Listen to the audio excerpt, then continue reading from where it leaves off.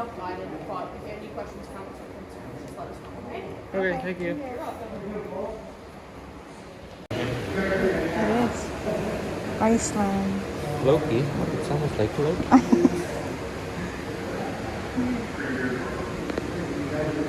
I don't really know the history of the Vikings.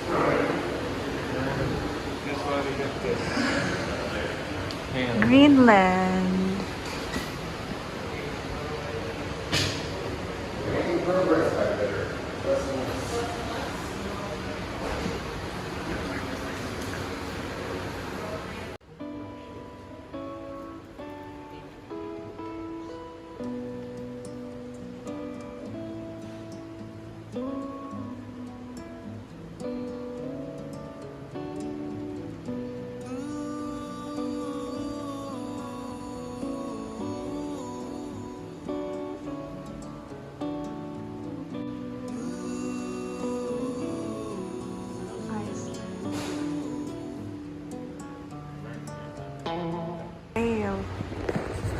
They say all of these things.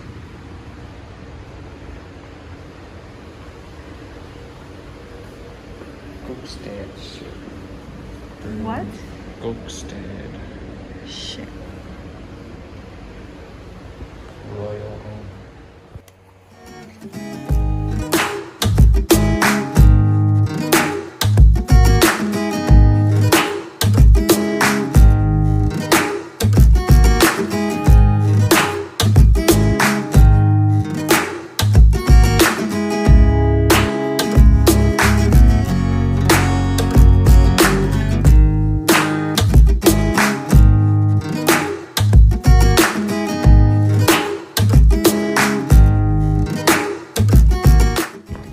Hello, baby. This one. This one. So we have proof that you see the Vikings. Yeah, so you Me, can't you. say we never brought you anywhere. As we did. Me, your daddy. Me, your mommy, and daddy. Okay?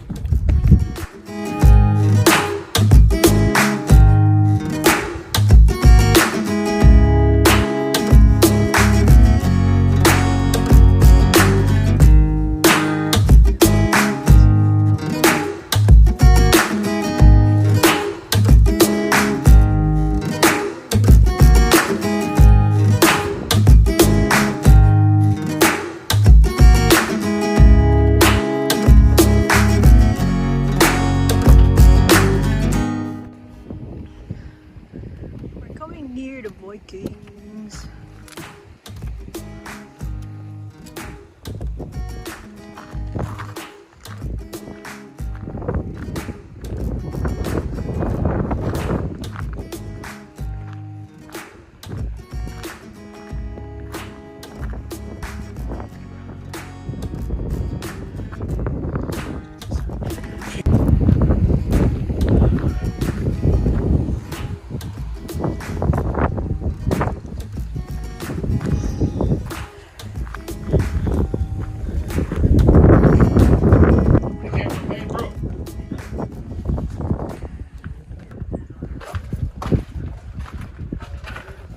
Hi. Good morning. Morning.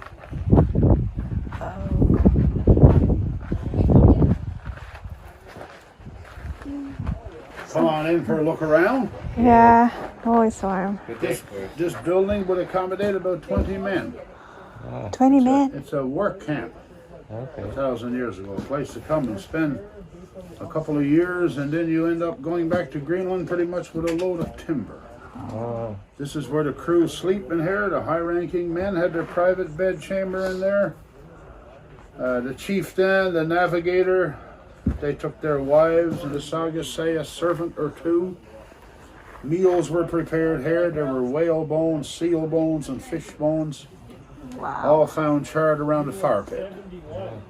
Most of the diet was coming from the sea, it looks like. Iron work was done in the next room, men's workroom, and the room at the far end, a textiles weaving room for women, because they did find a drop spindle for spinning wool, and broken bone needles for single needle knitting. Okay. And that's why we've set it up that way. Yes. Oh. And you're welcome to take pictures if you have any questions. That's what we're here for, but have a good look around. Thank you. You're welcome. That's the entrances. Where are you folks from? St. John's. Ah, it's a bit of a drive. Yes. What are these? Butternuts that were found on site. Butternuts doesn't grow around here, never have. So Yeah. they must have been sailing down around northeastern New Brunswick to find these butternuts. Yeah. And we have the eider duck and the common seagull, the eggs there. Oh. Mm. It's nice. This is nice. This is one. And this chest. Are these still like the original chests? Well, no, they're reproductions. Oh, okay. They're all reproductions. We ever sea chests, buckets, pails, cooking utensils. Yeah. But they're pretty accurate reproductions. It's it's sort of your suitcase. It's your seat on Yeah. the boat. If you're just a laborer, maybe you got a small one. Oh. And the chieftain may have 3 or 4. You know. But it's your seat Not on the sure. boat and it's your suitcase because it's raised up a little bit so as the water can, Yeah. be going under. Hello there, welcome. Hi. How are you guys doing today? Good. Good. Pretty good. Just hanging out in the men's workshop here in this old dark room. What is this? This is a lathe for making bowls. You can make other things with it. Oh, really? Turns on a spindle, you see? Oh. Connected to 3 iron nails that join to this bowl, and it starts off with a piece of wood. This is looking more like a tree trunk, right? So Yeah. that would be cut. That's birch. So before it gets all dry like this, you'd work it, because once it's dry, it's too hard, and it just creates problems. And once you work it down to this, you see one that's further along here. Yeah. So it's connected to this middle thing, and then once you get it to be almost done, you can chisel that out with a tool, and then you can start using it to eat. Hello, Hi. how you guys doing? Good. This is the women's workroom. We're quite busy back here, knitting, and she's getting ready to do some spinning.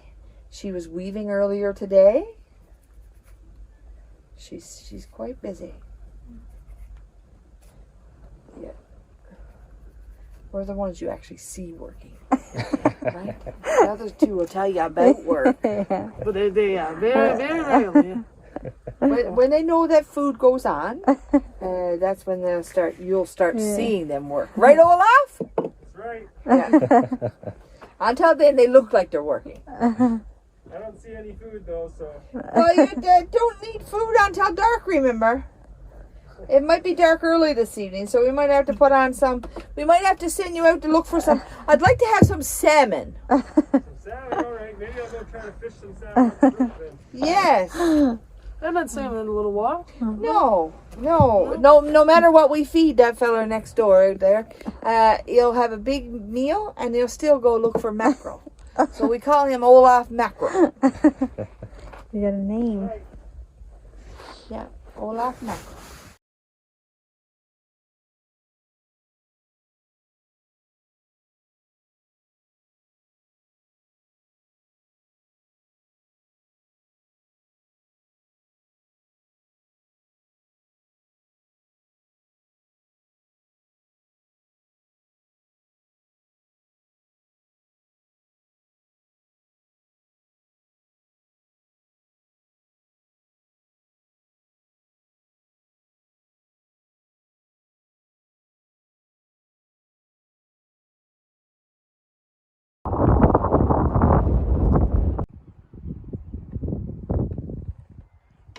Look at Norstead, or the Snorri, or Mountain, or this guy. Which one do you want? This guy. You sure you want this guy? That? Yeah. Whoever he is. Okay, we selected that. I'll get a coin. Show me first. Oh no, show me the coin first. $1.25.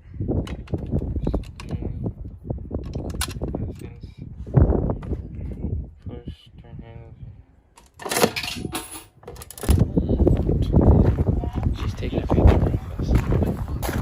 gonna take a picture of her too. That is. Do you understand? That is Viking. That's probably Iceland. Heartland, Finland, 2000. Heartland. Is that Heartland? It says they're Heartland.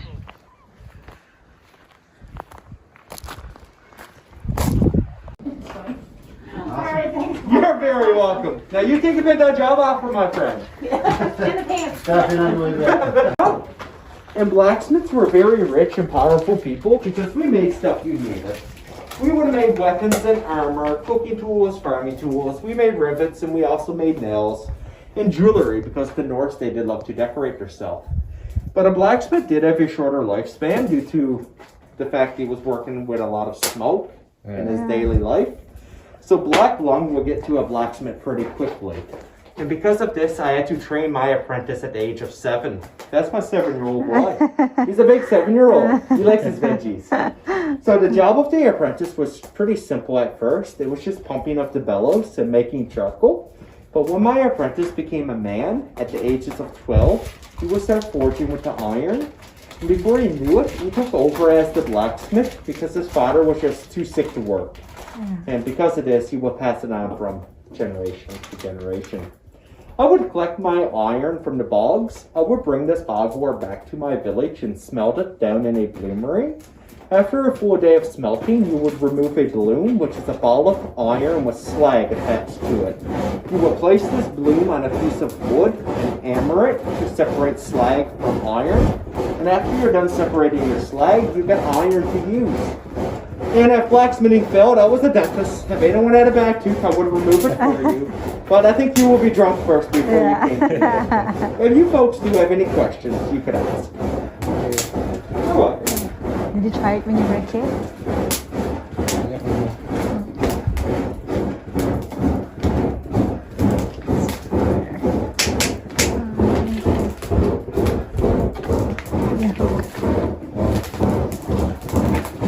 Is this for like hammer? Yeah. There's only a small amount of tools. Like the blacksmith had 10 years ago, we would have had a lot more around also. Down here, I'm not really making anything for the village. Now, if they need smaller stuff like essocks or angers for the poles, I would make it for them. But when he goes back 1,000 years ago, the blacksmith, he would have been making tons of rivets. He would have been making weapons and armor. And you wouldn't be allowed in my blacksmith because I wouldn't teach you guys how to forge. I only keep it in the family.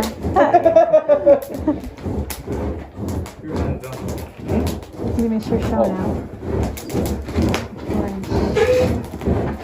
You want to try it?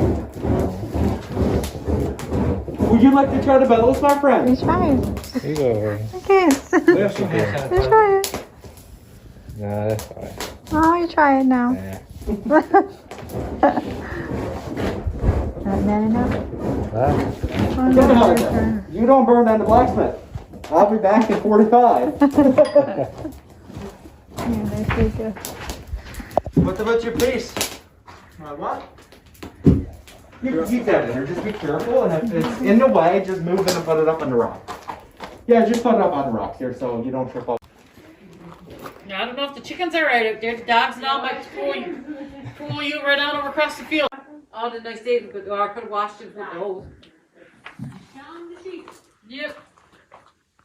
Oh, this is the bed for the king. Yeah, we have curtains. They would actually have a door. A door? They could lock both from the inside and the out. Oh. Because they were of higher status and a bit of wealth. But they also were not the most liked people either. Oh, yes, I could imagine. And if somebody's coming to raid you, your chieftain is usually the first guy that they want to get. Oh. Norstead. So nice. Pottery is all done by a lady here on site. She's not here right now, but one of our ladies does the pottery. It looks really nice. But which bed do you want to sleep in? And all this is glazed. The Norse pottery would not have been glazed. How do you make Collared ones. We didn't do those there, but we do Yeah. have some dye bags on the table over there. We use just the things from nature, flowers, onion skins, birch bark, things like that, just to dye your clothing. You wouldn't get bright colors. No. You get dull, muted colors. Most colors we get is browns and golds, grays, greens. That's cool. Let's see. Oh, this one's. One is coffee, one is onion skin, turmeric, and partridge berry. Oh, I guess this is a Now berry. they wouldn't have turmeric here, but they would trade for turmeric. Okay. Oh, look at this one. And that's the piece we spun the wool and the drop spindle, molding it on the loom. And the colors are onion skin and yarrow. The plant that grows outside. There's candles. Wax You candle. have beeswax. Beeswax. Just make beeswax candles for some added light. But most of your light came from the fire.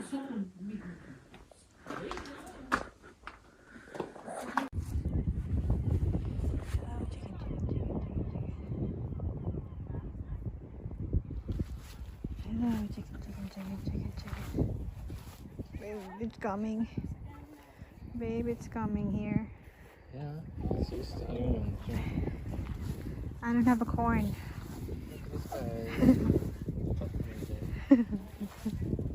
Can you catch it? Can you catch it? Hello, chicken. Fried chicken. Hmm? Fried chicken in the making.